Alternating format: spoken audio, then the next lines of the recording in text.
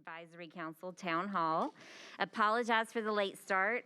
The board has been across the parking lot at a work session retreat since noon today. So, you know, it's just like a long walk across the parking lot to get back over here. So we're very excited to present another town hall. The focus areas for this evening, now y'all hush up, are the Capital Improvement Plan and the Local Education Agency Plan. And just to add a little more color around that and also make a few announcements about the work of the PAC, I am going to invite our PAC chair, BB Hines, up to share a little more information with you. Oh, and I am Emily Masters. I am the board liaison for the Parent Advisory Council. Come on up, BB.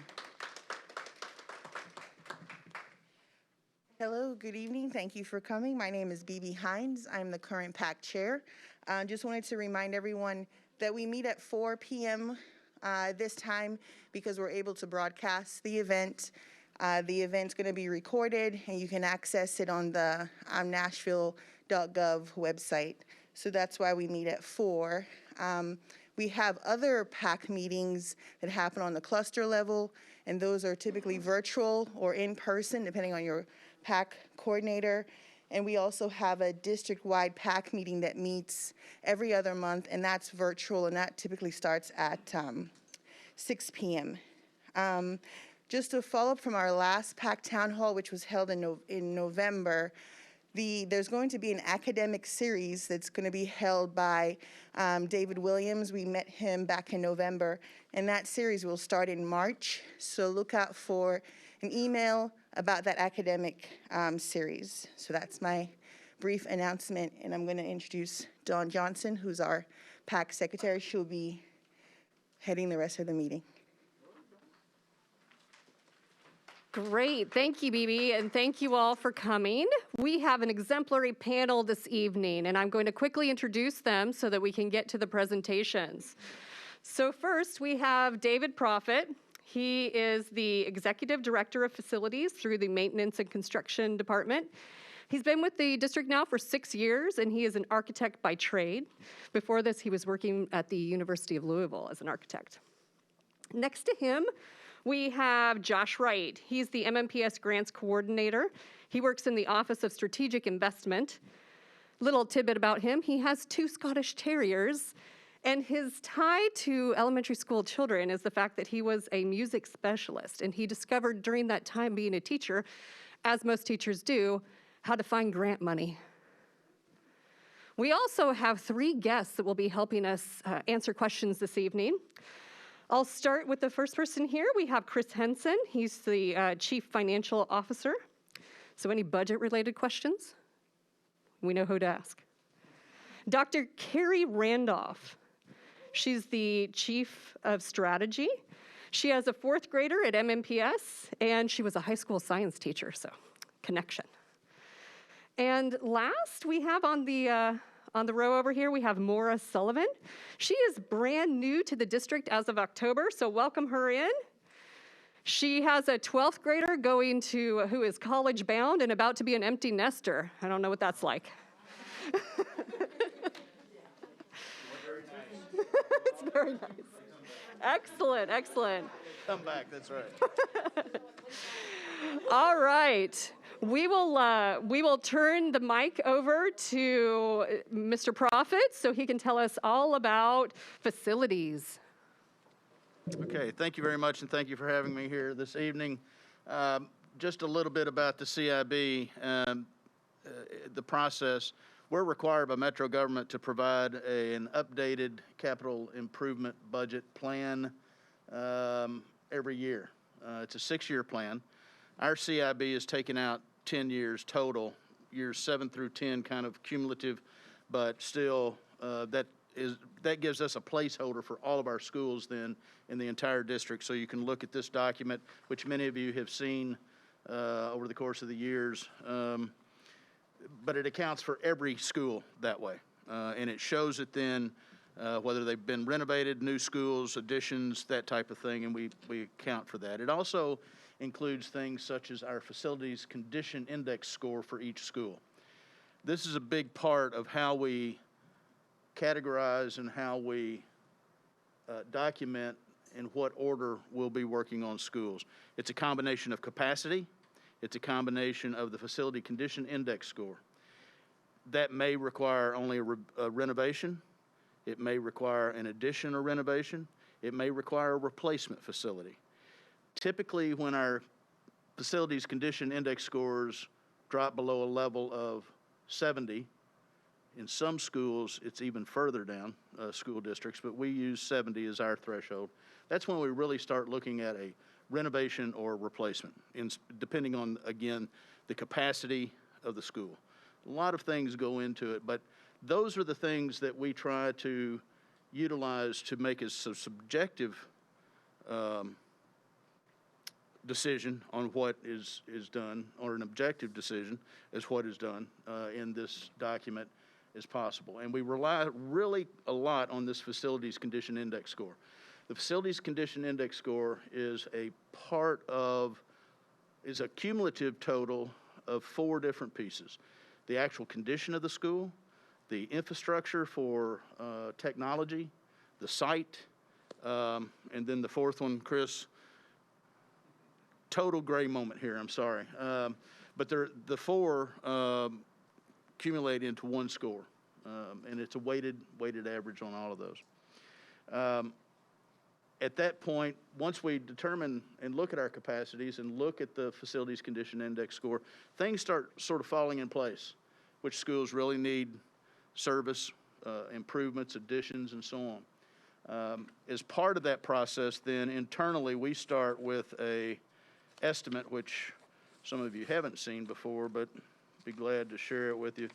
This is the actual document that we use as a estimate that we use in-house, which is pretty thorough on everything. That includes everything from fees to the construction costs to FF&E, the technology costs for all the buildings, and then that is included and put into the capital improvement budget. Every January,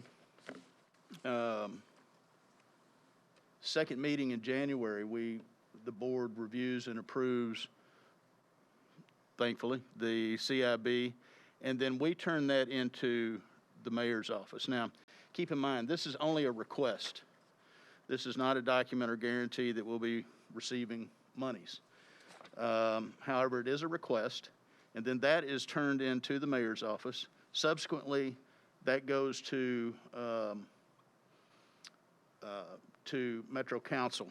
If it's approved, and depending on what projects the mayor's office feels like they can support, then that is processed on to Metro Council. Metro Council as a CSP, and then Metro Council would approve, they approve a capital improvement budget for Metro Davidson County. This is part of that. Then it becomes, once the projects are awarded, it becomes a capital spending plan by Metro government. So that's sort of the quick and dirty process of how we get from capital improvement issues through the budgeting process, through Metro Council, and then back to us. So if you have, yes. Educational suitability is also the other one. That was the other one. We had a total gray moment here a minute ago, and you can see why. Thank you very much. But no, that piece includes what pieces and parts are inside the building and whether we have the right rooms for the structure of our educational programs inside the school. Thank you very much. That was very insightful. There will be a bunch of questions coming your way soon, but we can't ask them questions unless you put them down on paper. So you should have little index cards. Please be writing your questions down. We'll be having a second presentation. Please write your questions down for those as well. And we'll be collecting those and asking those questions after our next presenter, Josh Wright.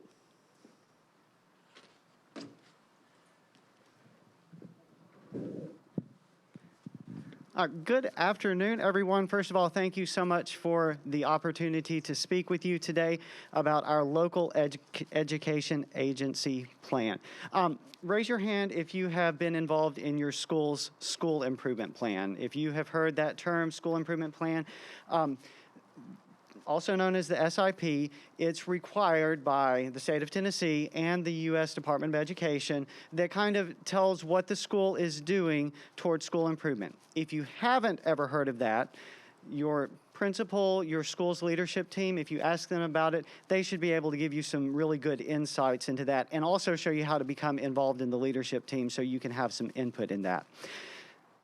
A local education agency is the U.S. Department's and the Tennessee Department of Education's fancy way of saying a school district. So Metro Nashville Public Schools, we are an LEA, Williamson County, Rutherford County. Those initials just mean a school district.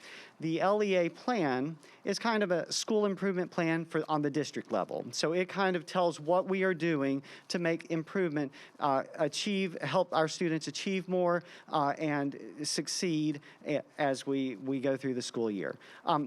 When you look at your school's school improvement plan, their SIP, you'll notice that the goals and strategies that are the district's goals and strategies are going to be the same that you find in your school's school improvement plan. So that is a big connection between your LEA plan and the school improvement plan. An LEA plan, again, is that district school improvement plan required by the U.S. Department of Education, signed into law back in 1965. So it's something we have to do from year to year. If you go to edplan.tn.gov, you can see both your school's school improvement plan and the district's LEA plan for this year once it's approved. But also, if you would like to go back and see previous years and see how things have changed, you can visit that website to do that as well. And most importantly, how does this relate to the work that we are currently doing? What you see in this LEA plan should not be anything new. It is centered around our core tenets, our focus to outcomes, our signature initiatives, and the conversations and work you've done around that. Those areas, the conversations and the work that you may have heard and been involved in around ESSER and ESSER funding, the relief funding, it all aligns and it all helps us focus the district in the way that we are going. Goals. Where do we want to go? Strategies, what method or how are we going to get there? And your action steps are those very specific steps. So if you think about taking a trip somewhere, let's say you wanted to go up to Maine and visit Maine. The goal is to get to Maine. The strategy is how you're going to get there. You could get there by a plane. You could get there by driving. You could go down to Florida and get in a boat and you sail up the coast. There are lots of different ways to get to the same goal. The strategies are lots of different ways to help us accomplish that goal. And then the action steps are those very specific steps we're going to take as a district. So we have two asks of you today. The first one relates to our goals and strategies. Our goals, literacy and language arts, numeracy and mathematics, improve student attendance, and then culture and social and emotional learning. Those are our four main goals. Below those, you're going to see the different strategies we're going to use for each goal to get there. So if we want to improve the literacy and language arts skills and achievement of our students, one way we can do that is by building the capacity of our teachers. If they are able to teach more effectively, that should result in increased student achievement. We can accomplish increased literacy and language arts through equitable access to instruction and interventions. We can increase the school and community partnerships, and we can also make sure that our students with disabilities have the supports that they need to make their achievement. If you look at numeracy and mathematics, you'll notice that those strategies are identical to the ones that you see in literacy. Improving student attendance, you can see the two strategies there in the instructional practices and supports. We want students to want to come to school. We want them to know that if I come to school, it's going to be a safe place. I'm going to learn something interesting, and I don't want to miss it. Promoting regular daily attendance is another strategy for improving student attendance.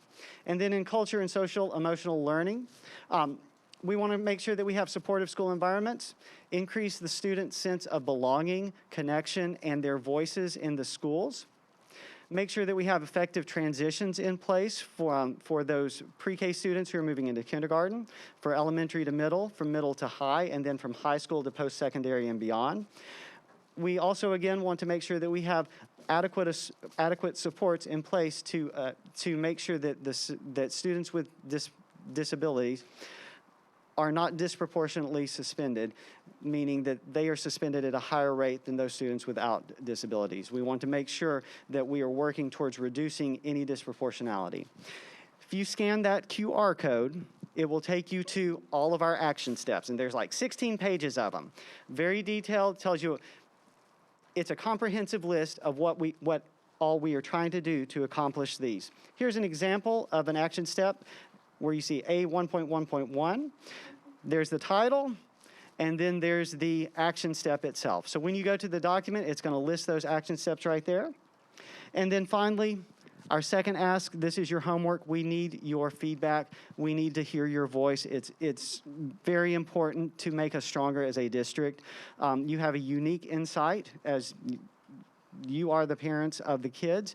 You know what goes on in school and out of school, and we just really need to hear from you to make that a stronger plan. All right, thank you.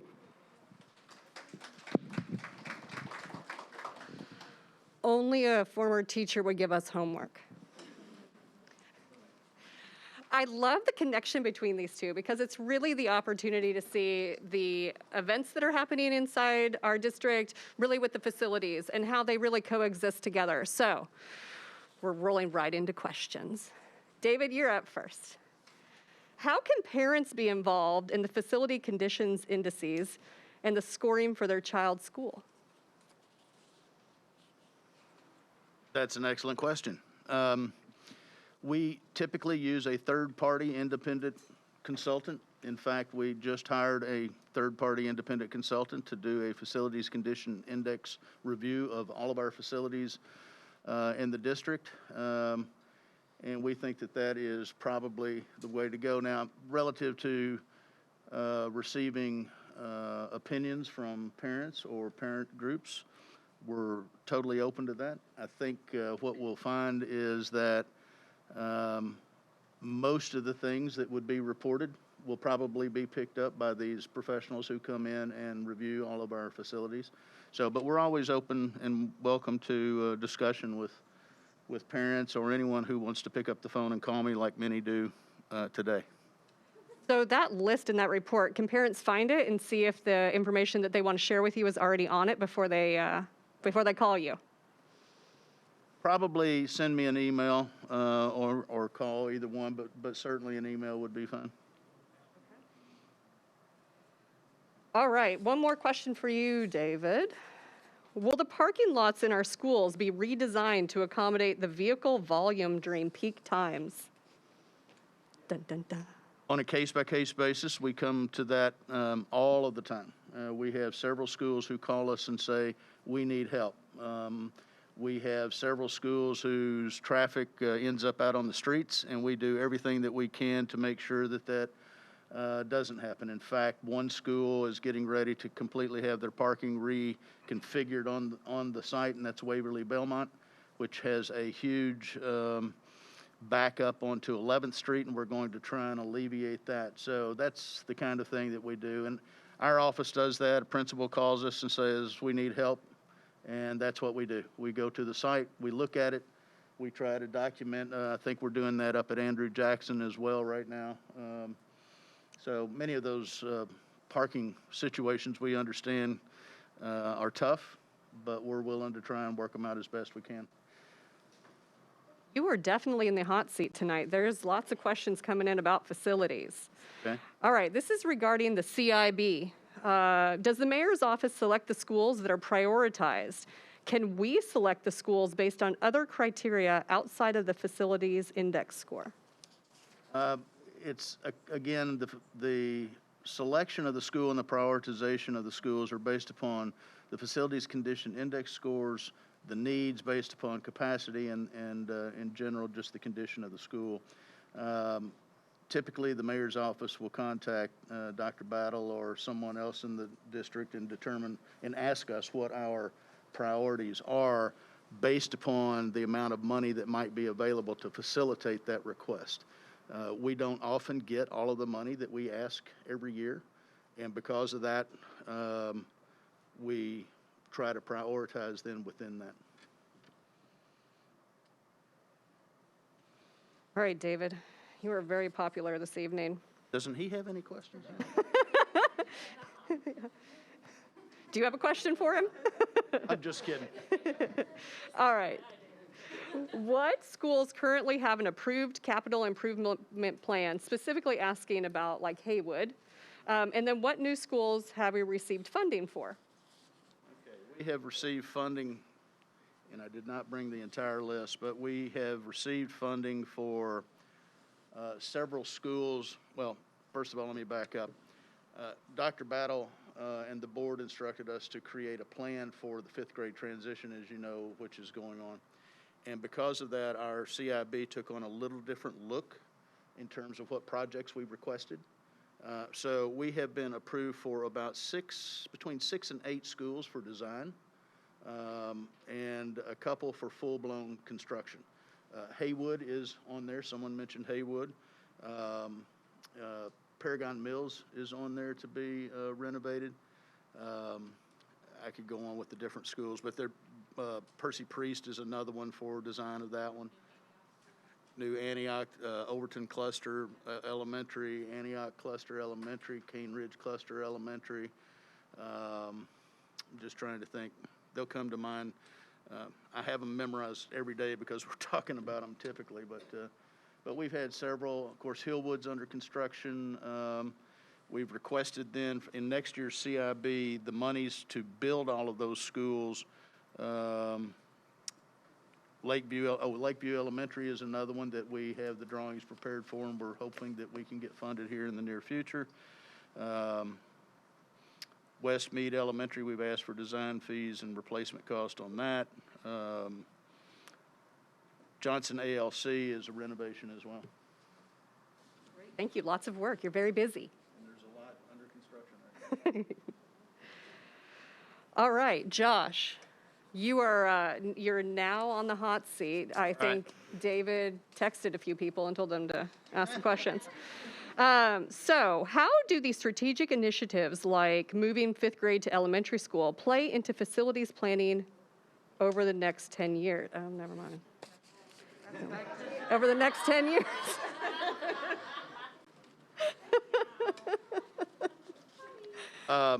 Yep, sorry. Well, hopefully, we're going to be able to accommodate that over the next several years. We're doing groups at a time to where we can facilitate a particular cluster at one time, and as we go through that process. So it's probably going to take us about three more years, I believe it is, to get all of the schools to be able to accept fifth grade. And keep in mind, this CIB that we've created also focuses on that. Old Center, for example, we're providing an addition there to accommodate fifth grade and get rid of portables. That's another thing that is upmost on top of my mind when we go to do a new school, is how we can get rid of portables on site. So that's quite important to us.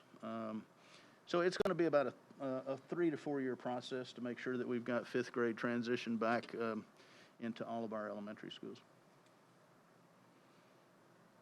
I know there's some parents that'll be very excited about that. All right, really, this one is for you, Josh. I reread it 3 times. All right, if the focus is increasing teacher capacity, then why the continual focus of prescriptive curricula? I argue this limits teacher capacity to do what is best for their students. I'll let Dr. Randolph, I'll defer to her on this one to speak about curriculum.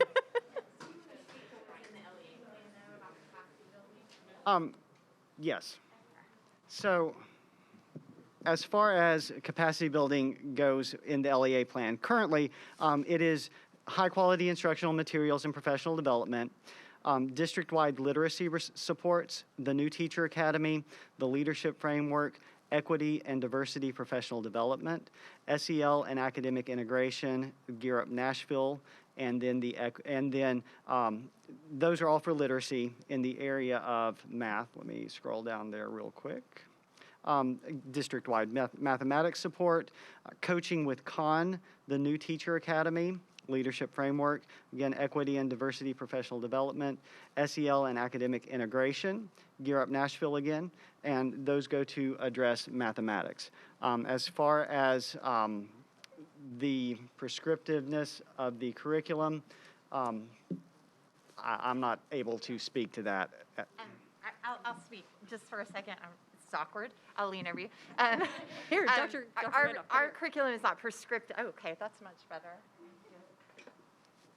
So what we have is high quality materials as a basis, right, with the professional development and support and coaching to implement those. We do not have a prescriptive curriculum. What's designed and given to teachers is what they can customize to meet the needs of their students in the room. So the capacity building that's in the LEA plan reflects that model across the district.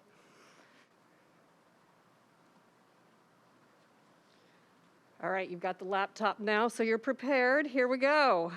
How will the district hold itself accountable? How has the district done this in the past? And what role will parents have in holding the district accountable? May I speak to how we are measuring progress?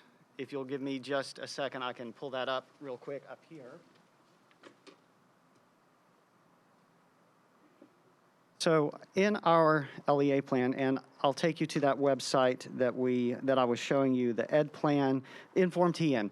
So if you go up here to search plans, you can choose the academic year here. There aren't any approved school improvement plans from the state of Tennessee yet, so we don't have any. We don't have the plan available. But if you go back to last year and type in Davidson County, you can also type in your school. Let's see if we can blow this text up just a little bit for you. For goal 1, there's a performance indicator that will let us know that is a measure of whether we were able to accomplish this goal. Also, under each strategy, there are performance indicators to help us know if we have met those, if we have effectively used that strategy to accomplish our goal. So, as far as accountability goes, we can look at these measures to see if we did make the progress we were hoping we could make using those performance indicators. Will you read the question one more time so I can make sure to get the rest of it? There were 3 pieces to Yes.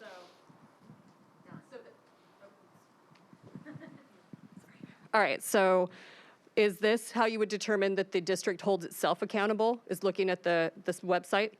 Because it wants to know, how does the district hold itself accountable?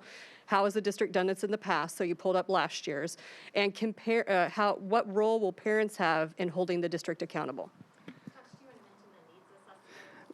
Yes, the district also, school improvement is not a one and done activity. It is a continuous cycle, and this is a step in that cycle.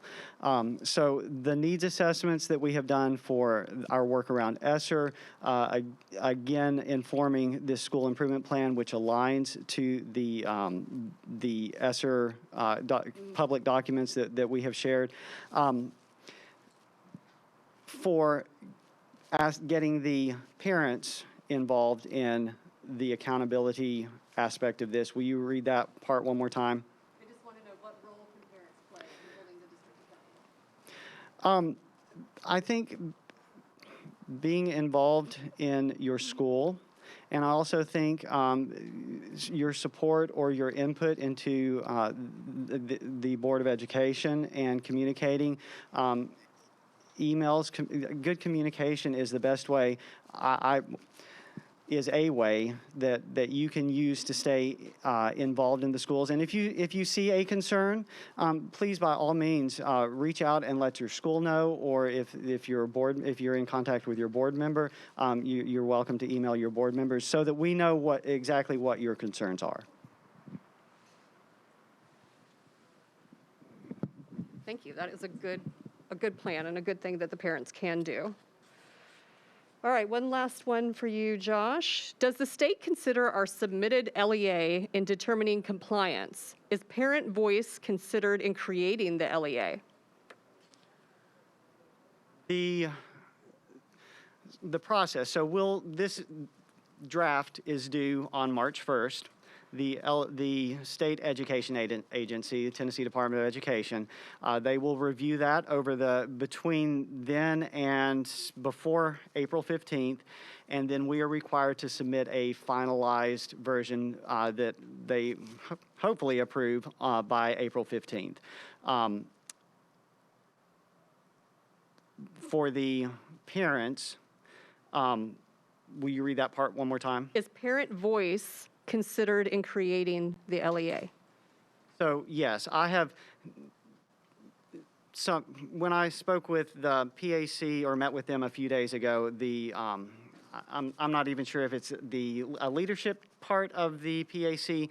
There were a group of parents that I was able to meet with to kind of talk about the flow of this meeting, and they had some excellent suggestions. And so all the suggestions, all the feedback from all our stakeholder groups, including the parents, support hub staff, school staff, principals, students, we will communicate that to district leadership, and so that can become, as this cycle continues, as we move into 23 or 22, 23, and then start planning for 23, 24, that those voices are reflected and heard in the action steps and the strategies and the goals that we develop moving forward. Great, thank you. Very important. David, you're back. All right, there's been some confusion. You've talked about two different budgets. One is an operating budget and one is the CIB budget. Can you tell us the difference between the two? I'll let Chris Henson speak to the operating budget, but the capital budget includes facilities and those type of capital improvements along with our white fleet, bus fleet, our technology upgrades, and those kind of things throughout the district. Operating budget typically is the other monies that take to run the district. Good question, because that's not always understood. The operating budget, as David said, it's more of the day-to-day activities. For instance, our regular maintenance budget is in our operating budget. We've got a sizable, not as large as we would like it, but a sizable, significant maintenance operating budget for those day-to-day kind of repairs, et cetera.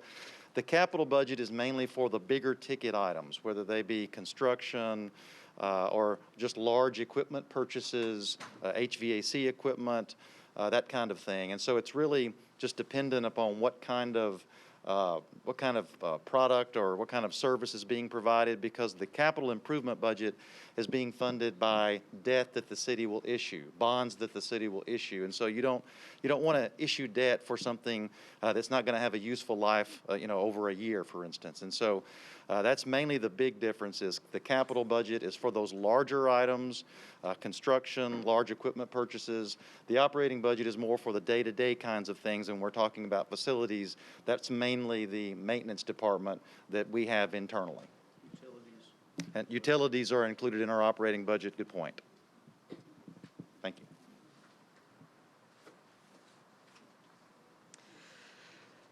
All right, this is a little different kind of question for you, David. This is about outdoor playground equipment. So playground equipment is for ages 5 to 12, and most middle school aged children are ages 10 to 13. How come many of our middle schools do not have outdoor playground equipment? Typically, we haven't provided playground equipment per se for middle schools. We typically provide pre-K size playgrounds at our elementary schools, and then a larger child appropriate size one for our elementary schools. It has just been a typical rule, I guess, since I've been here at least, that we don't provide the playgrounds at the middle school level. Any considerations? Considerations for it? Probably not at this time, unless Dr. Battle, just money. Unless Dr. Battle says we want playground equipment at all of the schools, then I'll figure out a way to get playground at our middle schools. You make it happen, huh? Oh, yeah, the middle schools have indoor gymnasiums and that sort of thing, a little bit somewhere in between obviously the elementary level and the high school level.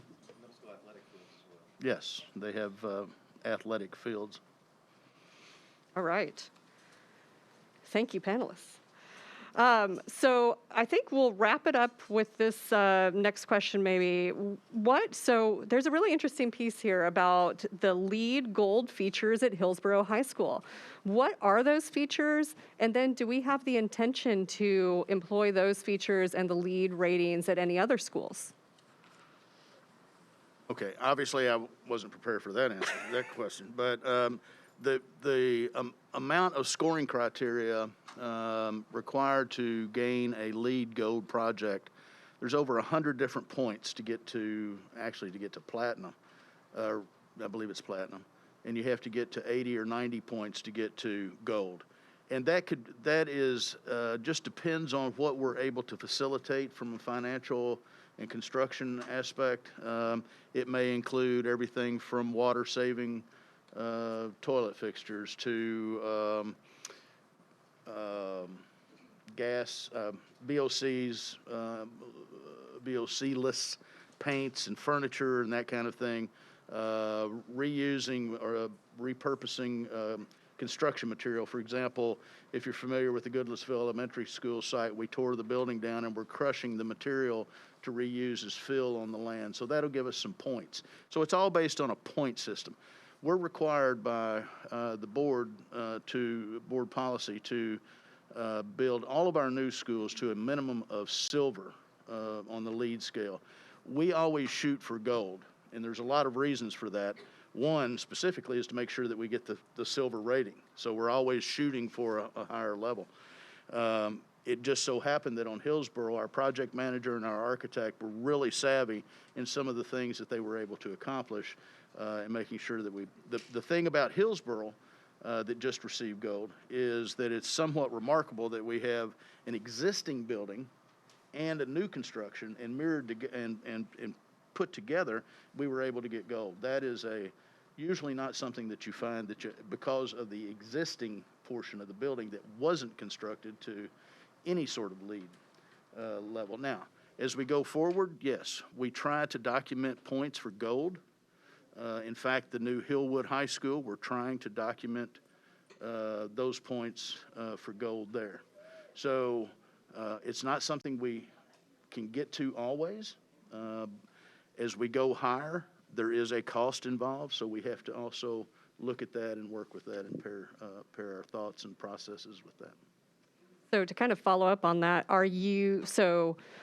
there's a cost associated with getting the LEED certification. Are there some buildings that you're remodeling, retrofitting, things like that you just don't pay for the additional LEED certification, or? Well, it's not so much the payment, it's some of the stuff that you include in the construction that cost more to get to a certain level. With that said, any renovation that we do, whether that building if it has had a LEED rating before, we will build it to that LEED rating and make sure that it is brought into the entire facility's overall LEED score. If it's a renovation on a building that has not had LEED rating in the past, we will use LEED as a guideline for that project regardless. So LEED is always in the back of our minds. Sustainable activities for our schools.